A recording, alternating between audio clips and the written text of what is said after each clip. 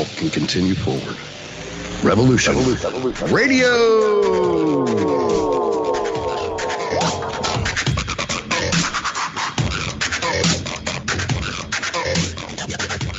The opinions expressed on this radio station, its programs, and its website by the hosts, guests, and call-in listeners or chatters are solely the opinions of the original source who expressed them. They do not necessarily represent the opinions of Revolution Radio and freedomslips.com, its staff, or affiliates. You're listening to Revolution Radio, freedomslips.com, 100% listener-supported radio, and now we return you to your host.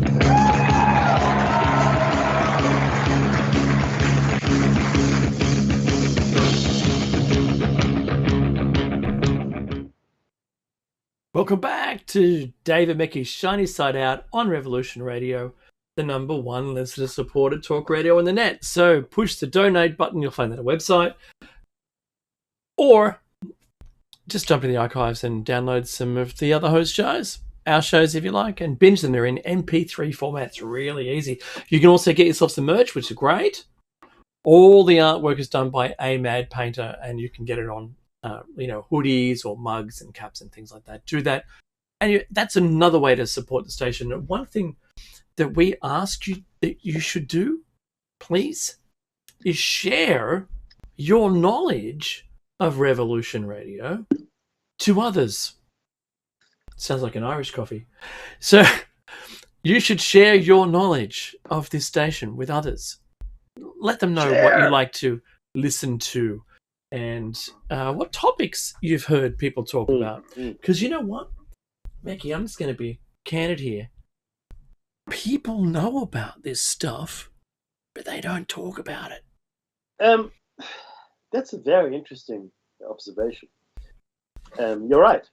You're correct. They don't. And I think they don't talk about it because it would brand them, in their mind you, as something unsavory, as something undesirable to the rest of society. Yeah, that's right. And that's really the funny thing. And I remember my teacher used to say this, and I'm sure you've heard it before. Your teacher used to say it, and I can hear my teacher saying, my kids' teacher saying it. Ask the question. If you're thinking the question, someone else will be too. That's right. If you have a question, you can be guaranteed that the vast majority of the people will have the same question, just afraid to ask it. Yeah. And this is the same. You know something, or you suspect something, but you don't talk about it. Why not? Because you're afraid. You don't want to out yourself as a troublemaker, as an independent thought alarm starter. You don't, because it is uncomfortable to go against consensus reality, against Occam's razor, as it were.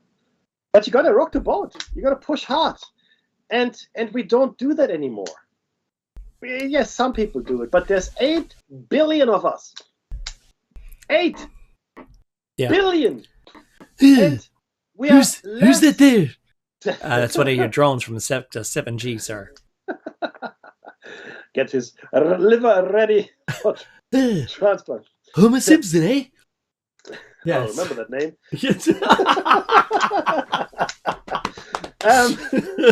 Sorry, hilarious.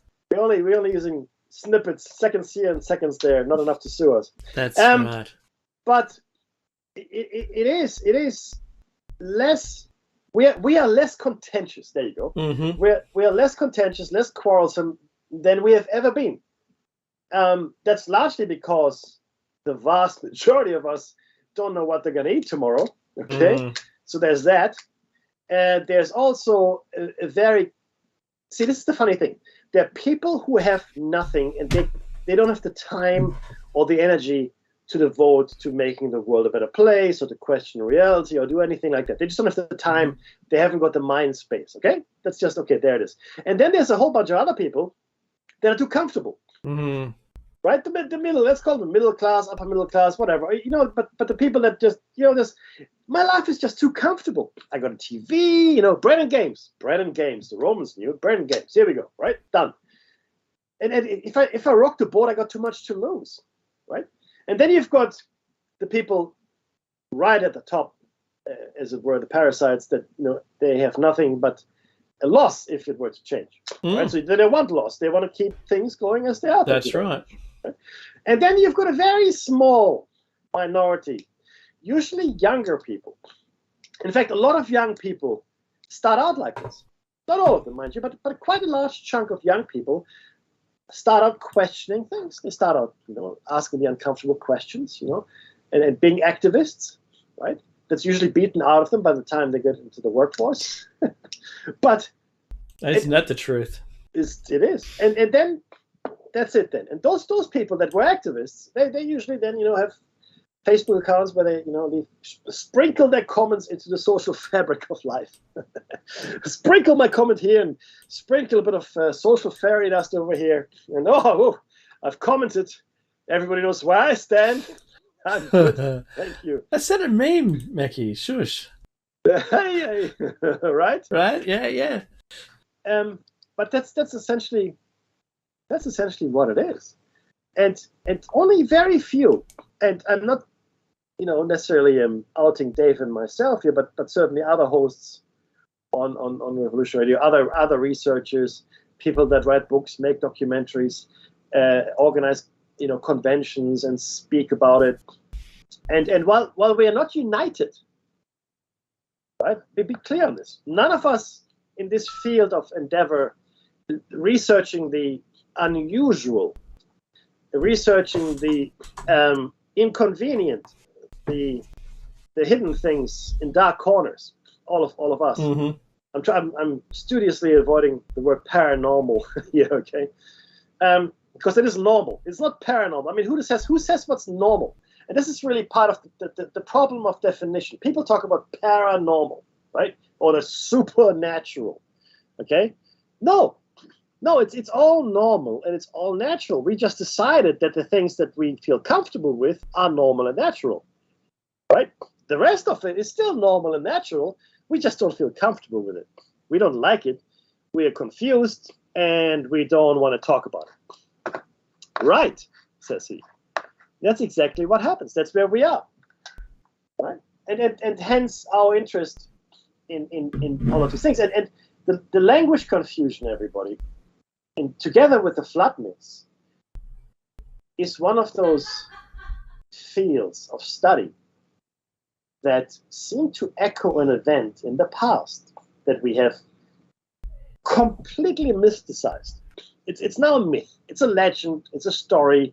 It's no longer real. It's not something we have to worry about. Thank you very much. We're good to go. But if you scratch the stories that we hear from all over the world, and yes, some of it is cultural elite, give you that, but not all of it. Mm-hmm. And there are recurring themes. Like I said, the flood, the survivors that were sometimes chosen by the gods or God or someone helped them build a boat. Others were rescued. Others just luckily escaped. So there were different groups affected here, different peoples. Then the confusion of the languages. There is a story of giants as well. In fact, cannibalistic giants, mm-hmm. mind you. Important to remember. And right? You live forever. Yeah. So there's a lot of the same stuff, and it's not all Christian echoing, right? A lot of the stuff predates Christianity by a good few millennia. Mm. In fact, the original stories of the flood, the original stories of the it's not nobody ever calls it the Tower of Babel. It's just called the Tower, or any construct, as we're going to see. We're going to go through a few more here. They're not either. They predate any Christian tradition, or they were developed in parallel to it. So we have this view, because this is our cultural corridor, Dave. We're stuck in. We can't take the blinkers off, and we think, everything relates back, to Western Judeo-Christian culture, which is a complete nonsense. That's a complete nonsense. It doesn't. In fact, if anything, the Judeo-Christian traditions has borrowed an enormous amount from other cultures, from other traditions, from other legends. Right? Let's be very clear on where we sit in the scheme of things. So we are not the yardstick. Okay, we are not the yardstick. We are not the normal. We're not Occam's razor. I hate it when people say that, because it assumes. I know I'm ranting. It assumes that somebody sat down sometime in the past and said, okay, well, this is the simplest explanation. That's it. This is the one. Occam's razor. Who decides what the simplest explanation is? Oh, the experts, Dave. Well, you know what's funny, because that changes over time. It changes. What is the simplest explanation? In the very olden days, Becky, before we even had steam power, everything was either magic or the work of God. Yeah. We know that now to not be the case. So, well, some of us know that. Well, that's true. That's true, and some might sing on a hill, if you know what I'm saying. Nice. A beautiful song. Yeah, well, actually not so beautiful. Just being a member of a group like Sheeple is enough for some people, and it's fine. So, without an inquiring mind, you can accept the given, which is everything we've been taught. And I'm going to give you a really good example of what we've all been told and purely accepted it at face value without question. And it's to do, you're going to be surprised, Becky, at this, Cinderella. The story. Yep. Sure, there's magic involved. Fairy godmother. There's a carriage, the horsemen, the guards, or you know what I mean? The horses themselves, and the guards were mice, and the horse were rats or something, right? The horses. The pumpkin was a carriage. Her dress was manufactured just out of thin air, and her glass slippers. Why glass? I don't know. I think maybe Pyrex or something other maybe a polymer would be better, but no, that's glass. Is the only thing we had. We had a see-through. Thank you for your scientific contribution there. Thank you very much, because it's too brittle. Glass is too brittle to use as shoes. But look, let's look outside of that horrible engineering. But then to discover this, Becky, to discover this, at the stroke of midnight, everything but one slipper, one of the glass slippers, everything else turned back. But that one slipper did. The one slipper stayed intact. Why did the magic affect everything except for that one slipper, which was also brought into life with magic? What? And we were just, we were fleeced. Meki, I'm using the term of our enduring friend in the chat room, fleeced. We were fleeced by the story. Did you ever ask? Why didn't the glass slipper turn back like all the other things? No, one of those stories, Meki, you left your brain at the door and you just accepted whatever they said as being factual. Did you ever question it? Well, in the original story, because you just relate the Disney version. That's correct. There is no carriage. There is no mice. Mm-hmm. There are just the glass slippers. That's it. And yet they were magicked into existence. Doesn't say. Doesn't say. But it's a fair point you make. Right? I mean, because we all accepted the Disney version. In the original, there's none of that at all. So my point here is the Occam's razor thing. Yeah. So, do we just still take it as lore, as what that is? I don't think so. I think you should always question it. 100%. Yeah. And Dave is right. In this story, I mean, there it is. The simple explanation is, blah blah. No. We have been lied to. We've been bamboozled into believing stuff. A train is found on the track and everybody inside is dead. Mm-hmm. Occam's razor suggests that the train went faster than 80 miles an hour. Right? Yeah. And they all suffocated. Yep. 150 years ago. That's Occam's razor clears. Clearly, they shouldn't have gone so fast. What about the gunshot wounds? No. They were going faster than 80 miles an hour. Right. And that's, of course, complete nonsense. obviously. I mean, we can laugh about it, but when we apply Occam's razor today, I guarantee you in 50 years' time, people are going to laugh at us. That's right. Because the truth is, we don't know anything. We don't know anything. And I don't want to belabor the point. We've spoken about this ad nauseum, you know, but we had to invent 98% of the universe in order for our theories to work. Mm-hmm. Sorry, we didn't invent it. We made it up. We said, yeah, it's something. It's over here. And we can't see it, but, you know. And we'll... What are you, doubting Thomas? Just believe. Just believe. As Holly from Red Dwarf once stated, that's the computer, about the black holes that she said, oh, there's all these black holes here, we have to avoid the area. And then when questioned, later discovered that it was just grit. You know, it's black, it's on the black screen, how am I supposed to see it, right? Yeah. Hilarious. So, as she once pointed out, what you see may not be the thing you're looking at, and you could miss it because it's also the same color as the background. But it was still there. That's a good point. And we discussed this just recently. In the Unseen World, yeah.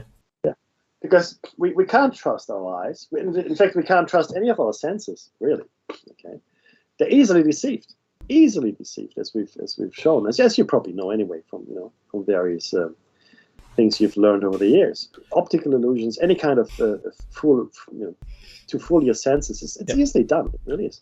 Anyway, guess what? I forgot. This is show number 591, the second hour. It is indeed. Now let's go to. I think we are up to Greece. We are. And who would you like to take it first? You go ahead, my friend. Thank you very much. Southern Europe, Greece. And here's a quote. We'll find out who says it in a minute. In the days of old, the gods had the whole earth distributed among them by allotment. There was no quarrelling, for you cannot rightly suppose that the gods did not know what was proper for each of them to have, or knowing this, that they would seek to procure for themselves by a contention that which more properly belonged to others. Oh, I love this English. They all of them by just appointment obtained what they wanted and people to their own districts. ... Now different gods had their allotments in different places, which they set in order. Yeah, so essentially saying, of course, that there was a time of order and commonality. It goes further. For many ages, men lived at peace, without cities and without laws, speaking one language and ruled by Zeus alone. At last, Hermes introduced diversities of speech and divided mankind into separate nations. The Greco-Roman parallel. In Greek mythology, much of which was adopted by the Romans, there is a myth referred to as Gigantomachy, the battle fought between the giants and the Olympian gods for supremacy of the cosmos. In Ovid's telling of the myth, the giants attempt to reach the gods in heaven by stacking mountains, but are repelled by Jupiter's thunderbolts. A.S. Klein translates Ovid's Metamorphoses 1.151 to 155 as, quote, rendering the heights of heaven no safer than the earth. They say the giants attempted to take the celestial kingdom, piling mountains up to the distant stars. Then the all-powerful father of the gods hurled his bolt of lightning, fractured Olympus, and threw Mount Pelion down from Ossa below. Again, really interestingly here, and just to pause for a second, in all the ancient lore is the stories of titans or giants. They did battle with the gods. Usually the giants and the titans preceded the gods. They were older. And they're usually tied to the earth, interestingly enough, whereas the gods are above the earth. Yep. Not on the earth or off the earth, but the titans and giants are. Gaia. In fact, it's sometimes talking about the children of Gaia, which is the earth. Mhm. So is this a memory then of conflict between people here on this planet and elsewhere, right? And is this? I mean, clearly, I mean, this is again talking about building a massive. Well, this is not just talking about a tower. They're piling up mountains to reach the stars, right? So an even greater undertaking, if you will, to get somehow and raise a large construct to get to the heavens. It's really interesting to have this echoing throughout all of these ancient stories. In Africa, the Vasania, Bantu people of East African origin, have a tale that in the beginning, the peoples of the earth knew only one language. But during a severe famine, a madness struck the people, causing them to wander in all directions, jabbering strange words, and this is how different languages came about. This is a quote from the story. That of old, all the tribes of the earth knew only one language, but that during a severe famine, the people went mad and wandered in all directions, jabbering strange words, and so this different languages arose. That's actually the text of the story. A god who speaks all languages is a theme in African mythology. Two examples being Eshu of the Yoruba, a trickster who is a messenger of the gods. Hermes, by the way, is also a messenger, just to let you know. Eshu has a parallel in Legba from the Fon people of Benin. Another Yoruba god who speaks all the language of the world is Orunmila, the god of divination. And so Hermes is actually also the god of divination. In the ancient Egyptian religion, Thoth is a semical mythical being who created the hieroglyphics. Now, just before we go on, remember how we postulated in the past there was an event, be it a virus or something that was unleashed upon the people of the earth, but all over. And everybody spoke to one language. And we'll get to the one language concept in a little while. But some event caused them to, no longer speak the same language. And here, there's no talking about a tower or any edifice going up into the sky, right? So what we're seeing here is what happened to people that were nowhere near any tower, right? This is just what happened to them. There was a severe famine, right? This might be related or not, but all of a sudden, this madness struck them. Imagine, just for a second, let me set the scene. There's some nation on the planet which is far advanced. They're building a tower into the sky, whatever, maybe a space elevator, whatever. And there's another faction that doesn't want to do it. So what they do is they destroy the tower, and they also confuse the language. But they confuse the language of all the people in the world. Now, the people that were building the tower or the sky elevator, they understand what happened. They say, okay, no, we're trying to reach the heaven, and the gods punished us for it. They destroyed the tower, and they confused our language, right? There's a reason. Here, people that might not have been involved in the building of whatever this thing was also had their language confused, but they don't know why, right? There was a severe famine. Maybe that was related. Who knows? But they're saying this very specific. A madness struck the people. Like this is like a sudden thing where the language is confused. Yeah. With no explanation. Sorry, go ahead. What happened in Botswana?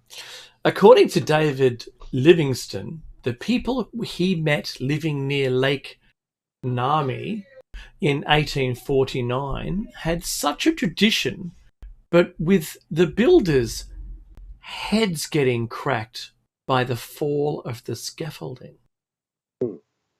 So, what happened is that this is a very, obviously, if people are falling off this thing, they will get injured. And maybe they assign the confusion of the languages to brain damage. I mean, who knows?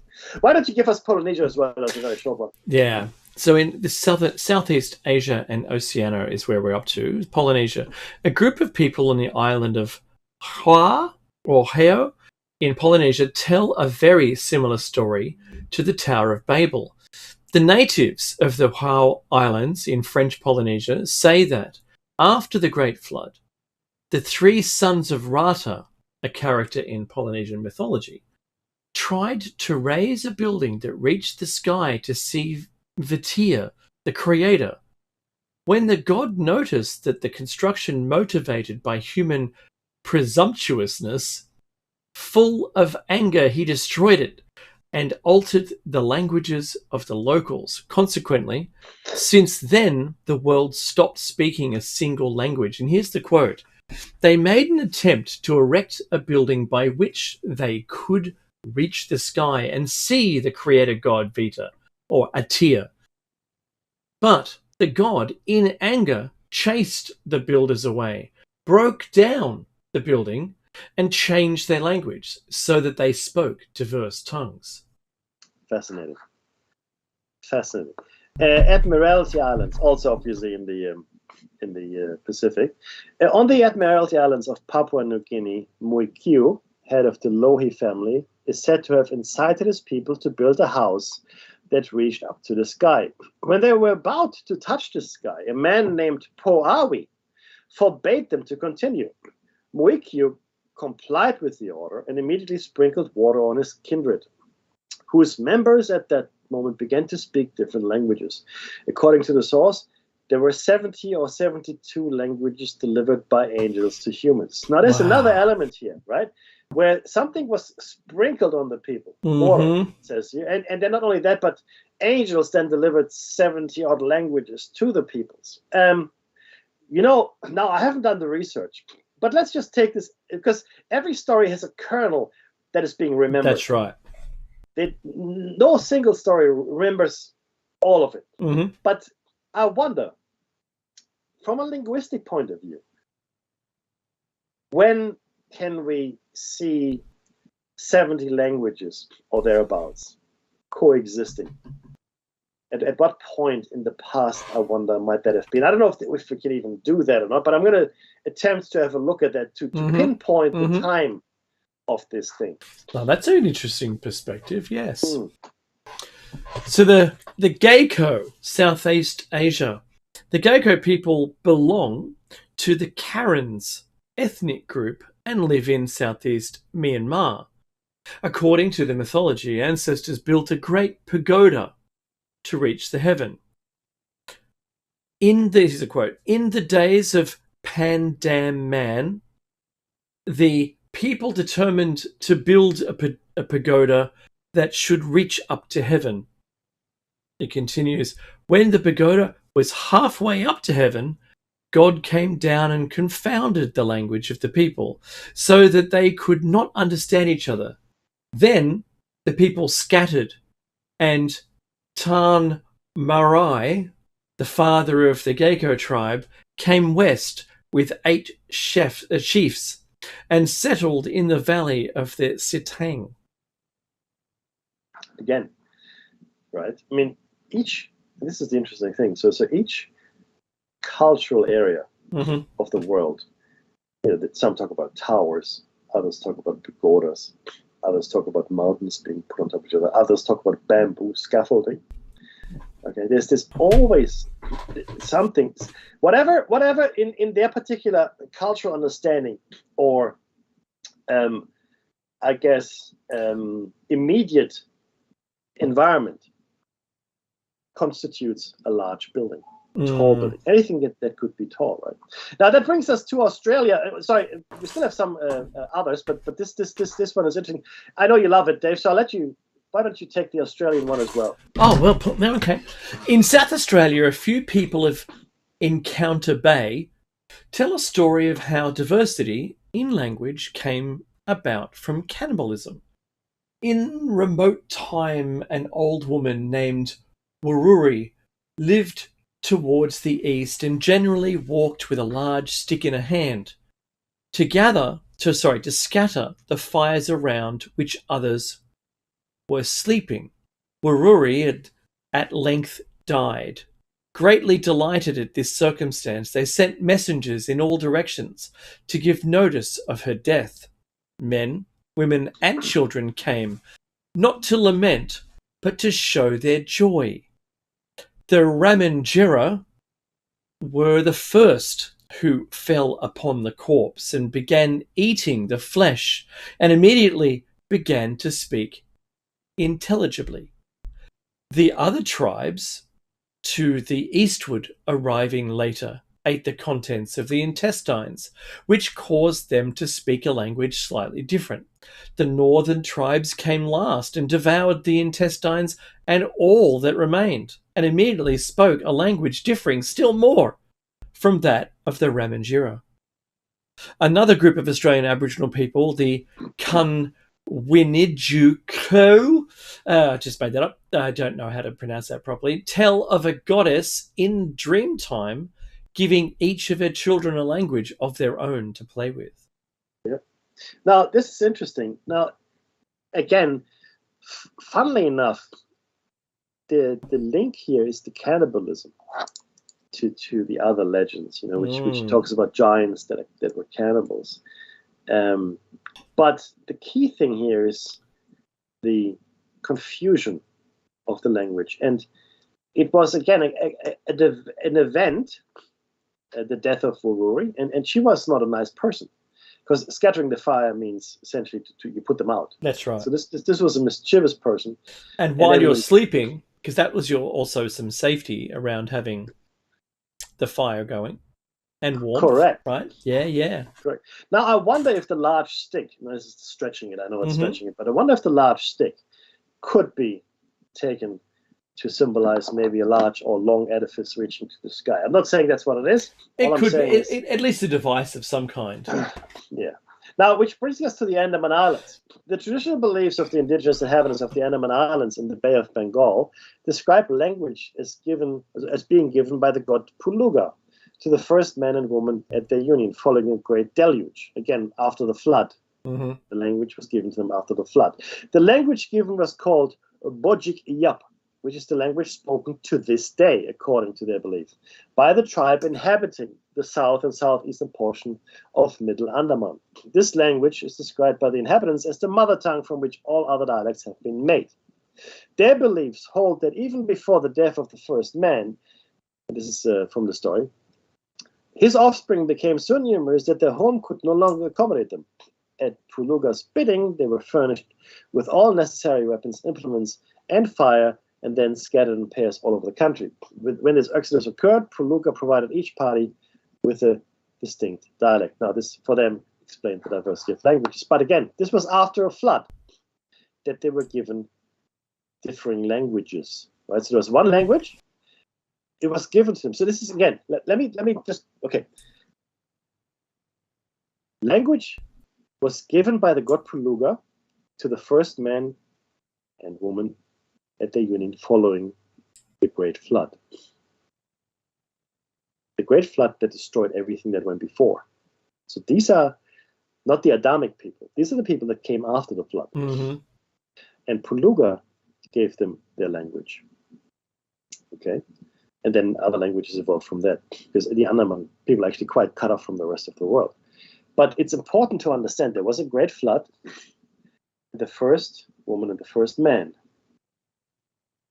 I guess, made or saved or somehow put there by Puluga, now were given a language, which means they didn't have a language, right? And this is important to remember, because we'll get to the first and original language at some later point in the show cycle. They were given a language, and it's a language they're speaking to this day. And so they were given a spoken language. Rather than a telepathic language, which I think you're alluding to here. That's absolutely where I'm going with that, my friend. But tell us about the Sumerians. I love the Sumerians, Meki, I'm going to tell you that. There is a Sumerian myth similar to that of the Tower of Babel, called Enmerkar and the Lord of Arata, where Enmerkar of Uruk is building a massive ziggurat in Eridu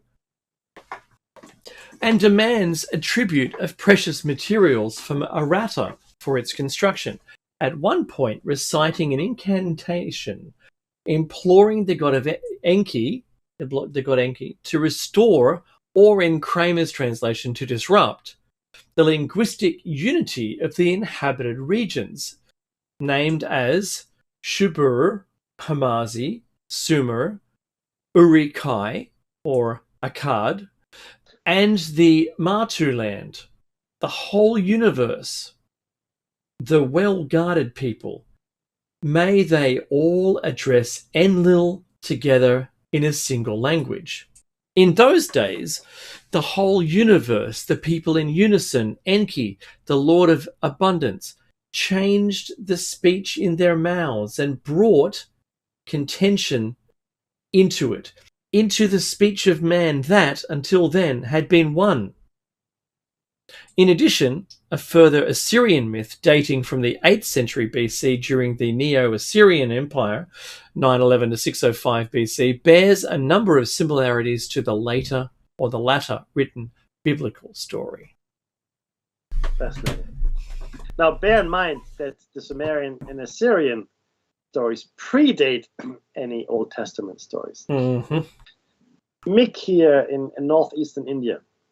Higher and higher rose the building, till at last the gods and demons feared lest these giants should become the masters of heaven as they already were of earth. So they confounded their speech and scattered them to the four corners of the world. Hence arose all the various tongues of mankind. Again, the building, gods and demons in this point, afraid of the giants, clearly talking about the people of the earth, trying to become the masters of heaven because they're already masters of the earth, and then they confounded their speech. I mean, that's all of it in a nutshell, really. You know? Totally. And all I hear when we're talking about like the Tower of Babel is a description of the giants possibly even making space travel. Right. Yes. Quite possible. It doesn't have to be a building because they can't describe space travel or rockets back then. How did we get to the sky? Well, we clearly had to build a very tall building. That's right. No, rockets are quite tall. Yeah. You know, looking at Starship right now, it's taller than the lady that greets everyone in the US. Yeah, the Statue of Liberty. Thank you. It's taller than that. No, but you're right though. That's a really good point. And in a non-technological society which would survive after the flood, or even that or that would become disrupted due to the language confusion and whatnot, would no longer be able to describe necessarily space travel, rockets, etc., etc. I mean, it's how do you get to the sky? You build a really tall building. Okay, makes sense. Thank you very much. That's right, because that's all you're doing now is building buildings, and that's the only thing you could build. There you go. So, yeah. All right. Hindu religious mythology tells that the magnificent tree of the world, or tree of knowledge, wow, this is going somewhere, was found in the center of the earth, sheltering human beings under its branches. The proud tree thought that its crown would be held in the sky to protect mankind under its shadow.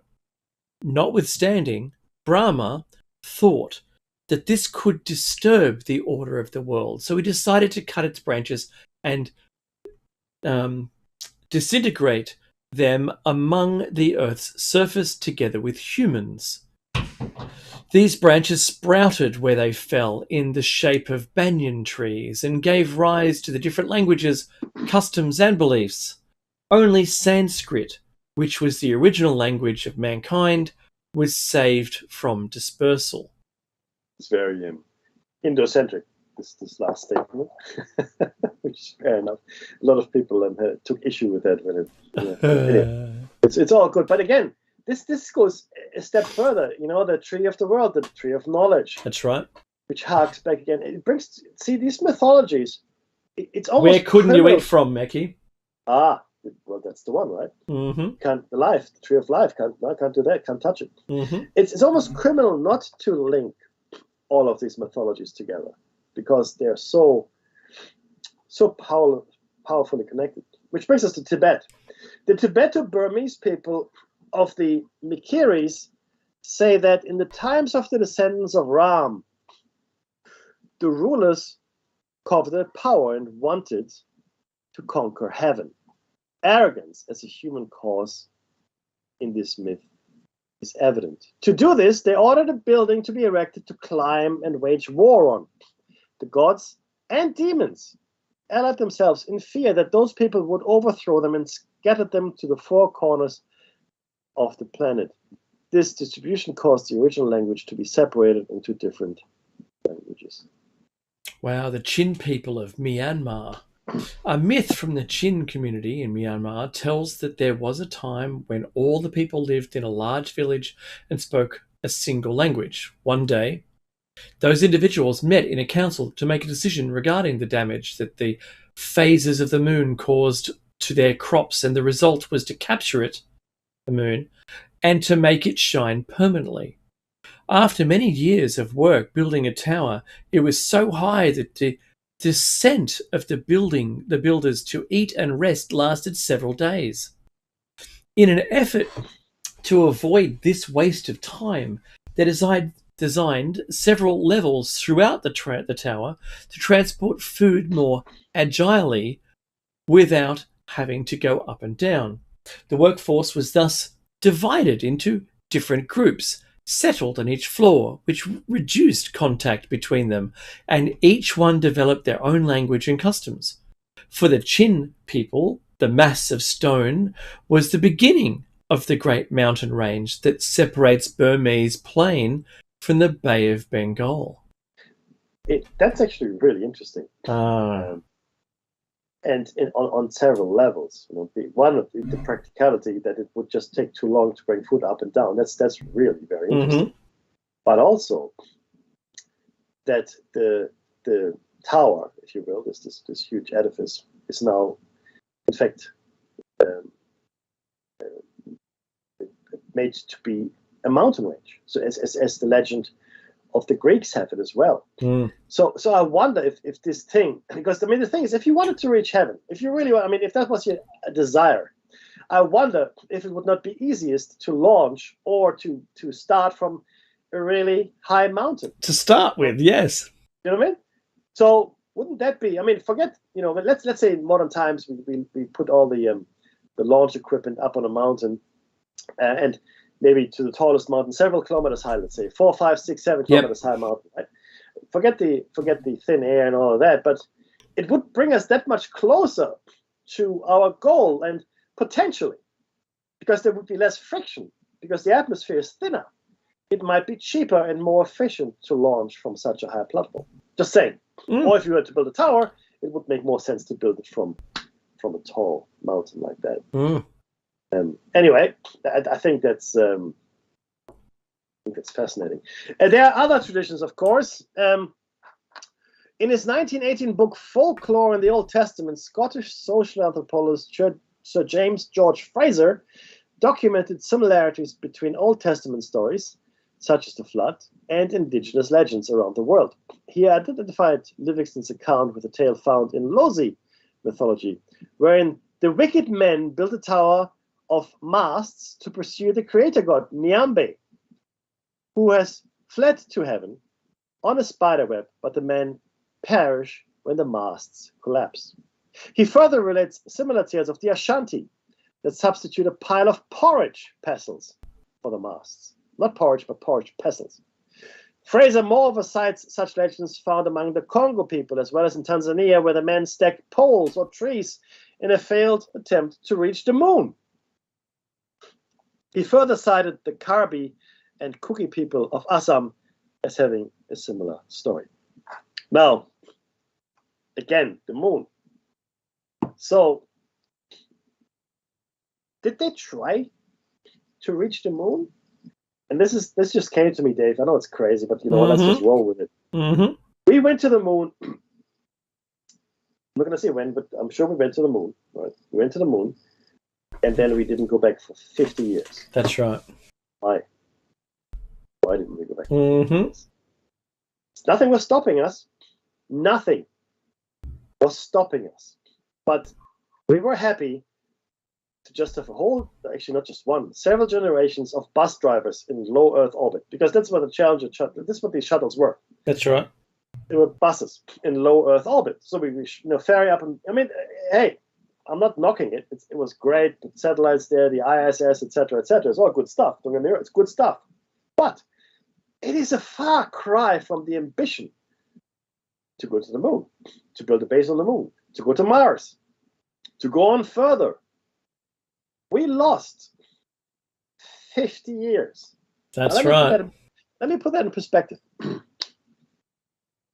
Late 19th century, Kitty Hawk, powered heavier than air flight. Yep. First time we did it. Oh, first time in known history anyway. Heavier than air powered flight. And a mere 60, 70 years later, we are going to the moon. That's right. We're flying around in jets like this. I mean, in fact, back then in the 60s and 70s, jet travel became a thing. It was affordable for people to be tourists now. It's a thing, right? I mean, today we don't think about it anymore. It used to take 6 months to come to Australia, if you're lucky, from Europe. 6 months by ship. Yep. People spent years exploring the oceans. These great explorers, Vasco da Gama and Cook and Columbus, etc., etc. I mean, all those, Amerigo Vespucci. Years on the ship. Years. Some of them died doing it. Some of us died. Well, the regular folk when they took journeys on the ship. Now we hop on a plane and we fly to Europe in 24 hours. Mm-hmm. Faster if you really want to, right? I mean, this low Earth orbit insertion of jet planes is going to happen, right? And then it'll be hours to get anywhere in the world, because the Earth actually rotates under you. Okay, that's right. While you leave part of its gravity well. So, in that context, 50 years is an eternity where we didn't make any significant advances in rocketry, in space flight. Not really, right? And not to mention the computing power that was available to us throughout that time, and even now.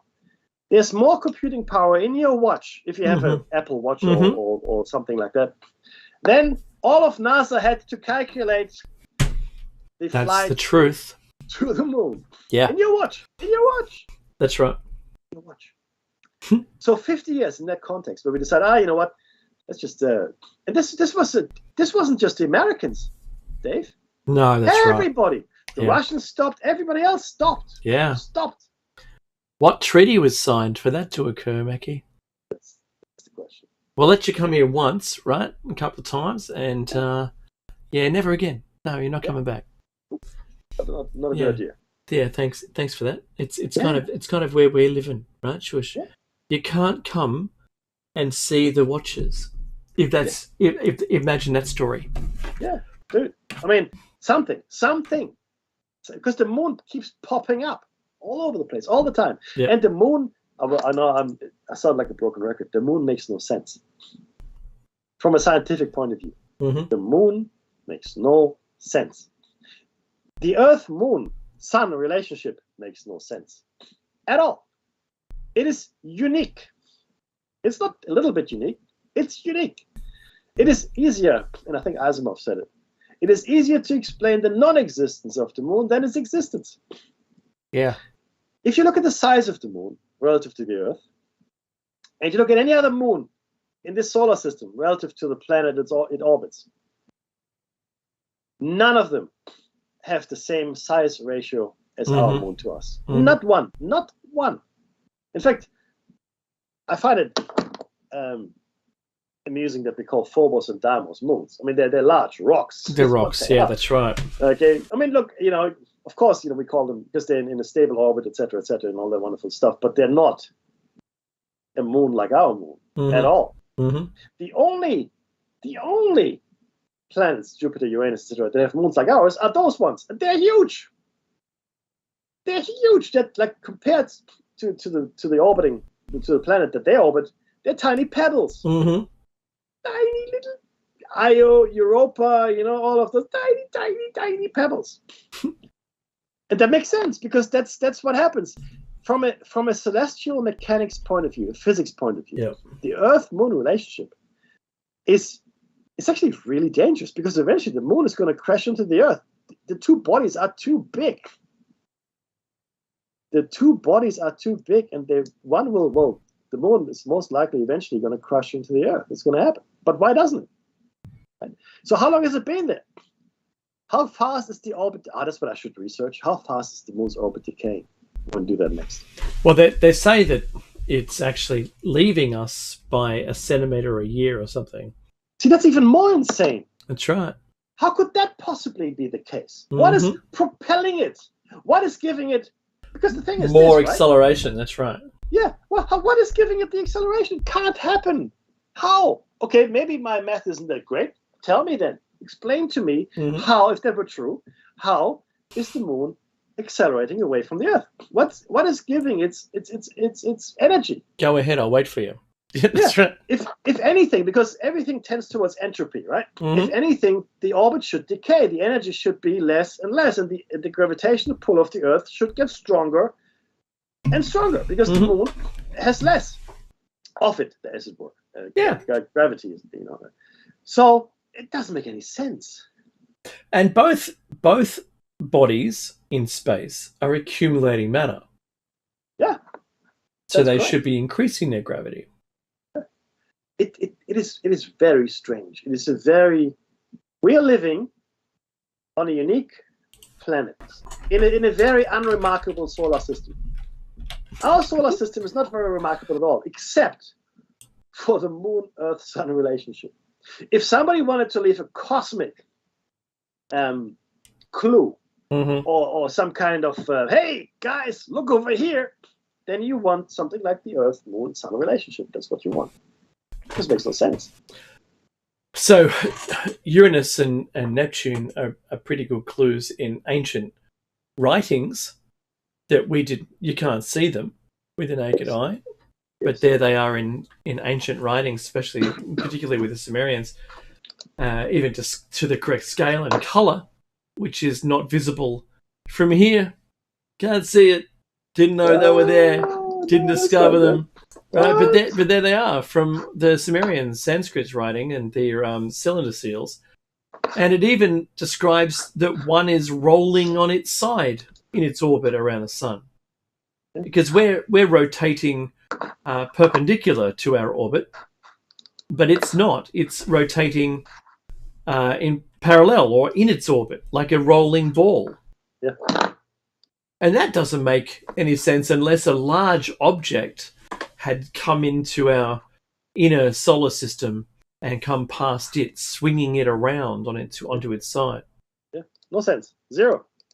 But the ancient writing has it there, even describes that event with Tiamat. Makes no sense. Who could know that? How could they know that? How could they know that? That's right. So fantastic question. So NASA initially poo-pooed all those stupid ideas from the ancients and now agree with them. Yeah. Oh, whoops. Yeah, I think they were right. Yeah. Where'd you find that out? Oh, the ancient ones, right? Told us about that. Oh, you mean the ancient writing? Oh, no, the aliens we've got in captivity. Let's say that out loud, right? Oops. Do you remember how NASA forgot how to go to the moon? They deleted all the tapes and they destroyed all the documentation with all the telemetry on it. For some reason. Yeah. What? What happened? Yeah. Bob? That was it, Bob. Don't tell me it was Bob. Oh, poor Bob. It was a first work experience kid. My favourite thing about the moon, Mecky, because it's a trigger point for both of us. One of those is the footage in the cans that are labelled for each of those moon missions have the identical footage in them as far as the rover was concerned and the hill that it was meant to be going over. It's the same hill in both. And even though they were, I don't know how many miles away from each other, but more miles than the rover could do in a day, and yet here's the footage of them doing the same thing in two different missions on the same hill, identical hill. Like it doesn't make a lick of sense that should be the case, but there they are. There it is. It's in the cans, and it really disturbs me that this forced lie has been perpetrated en masse to the planet. Yeah. Oh yeah. It worries me. It worries me because of that story we spoke about in the first hour, where we are just told what to believe. 100%. That's it. 100%. You know, and I say, keep your mind open. Accept new information. And look, with 1 minute left, don't do a Heineck and say it's swamp gas. He had no choice in his defense. He was told by his managers to say that. Yeah, that's what I'm going to say. His superiors. Yeah, you're right. He was told to say that to make it go away. That's it. And no one else has seen the swamp gas before or after illuminate itself and then do things. No. And if you have, put it on YouTube because someone will watch it. Oh, 100%. And maybe we'll believe Heineck. Hey, look, this is the end of Shiny Side Out for today. Catch us 7 a.m. for breakfast in Eastern time in the US on Tuesday and Thursday, and again next weekend for Shiny Side Out. Take care, everyone. Oh, and listen to Jer Bear's awesome show coming up right after ours.